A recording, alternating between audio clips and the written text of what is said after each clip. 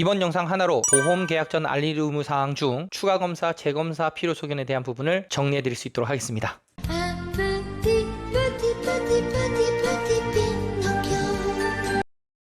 안녕하세요. 바른보험 바른보상의 바보설계사 김덕용 대표입니다. 이번 영상은요, 제가 유병자 보험을 가입을 할 때 알릴 의무 사항 중에 조금 혼란스럽게 좀 해석을 잘 못하시는 분들이, 고객분들이 좀 많아서 그 부분을 좀 정리해 드릴까 합니다. 바로 추가 검사, 재검사에 대한 필요 소견에 대한 부분을 좀 정리를 할까 하는데요. 일단 자료 화면을 보시게 되면은, 보통 보험을 가입을 하게 되면요, 보험회사에서 제시하는 계약 전 알릴 의무 사항이라는 게 있습니다. 그 중에 질문 사항이 있는데요.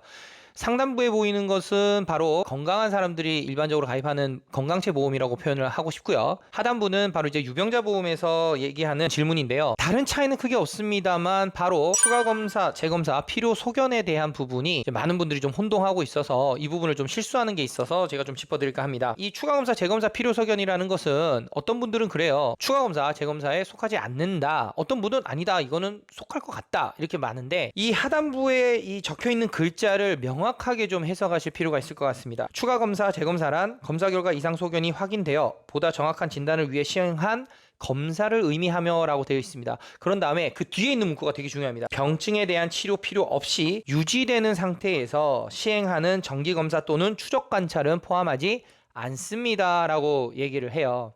자, 이렇게 얘기했을 때 좀 혼동이 될 수 있습니다. 이 병증에 대한 치료 필요 없이 유지되는 상황에서 시행하는 정기검사, 추적검사라고 했습니다. 이게 여성분들이 좀 많아요. 자, 일례로 유방에 혹이 하나 있습니다. 그래서 6개월마다 검사를 하러 가요. 그런데 크기의 변화도 없고 아무런 변화도 없습니다. 심지어 더 생기지도 않았어요.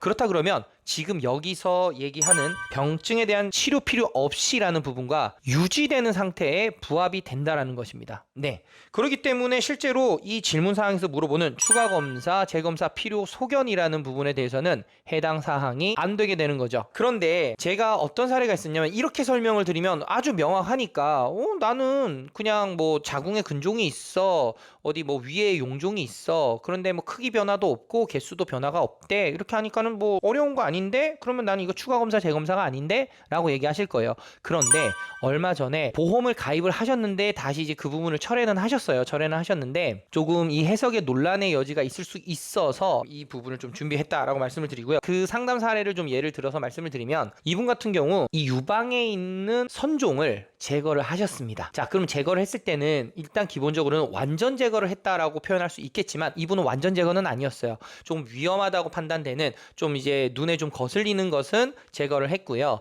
나머지는 제거하지 않았습니다. 왜냐하면 추적 관찰만 해도 된다고 판단을 했으니까요.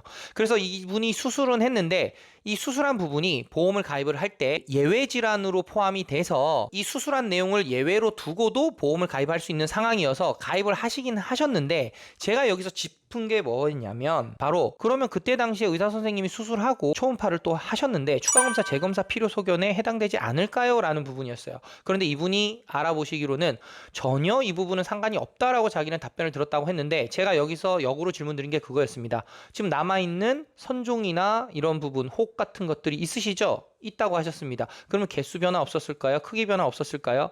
근데 이분이 얘기를 하셨어요. 병원을 갈 때마다 개수가 좀 많아서 항상 조금씩 변화가 있어 왔다라고 얘기를 하시더라고요.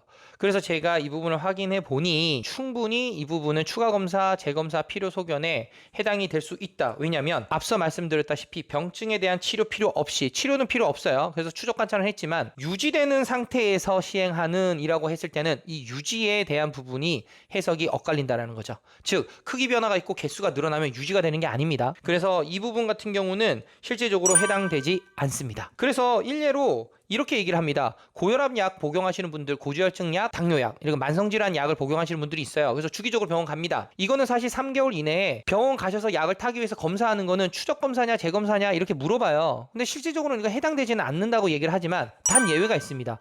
추적검사, 재검사라고 하지만 어쨌든 그거는 약을 복용하기 위해서, 처방받기 위해서 하잖아요. 근데 아무런 변화가 없어. 기존에 복용했던 약을 그대로 복용을 하게 됩니다. 처방을 받게 돼서. 그런 경우에는 당연히 추적, 재검사 해당 안 되는 거죠. 하지만 약이 변화가 됐습니다. 약이 늘어나거나 줄어들거나 해서 상태가 변화가 되면은요, 유지되는 상태에서의 또 마찬가지로 해당되지 않습니다. 그래서 이 부분은 보험 가입이 안 됩니다 라고 할 수는 없겠지만 보험회사에 고지는 해야 됩니다 라고 말씀을 드리는 거예요.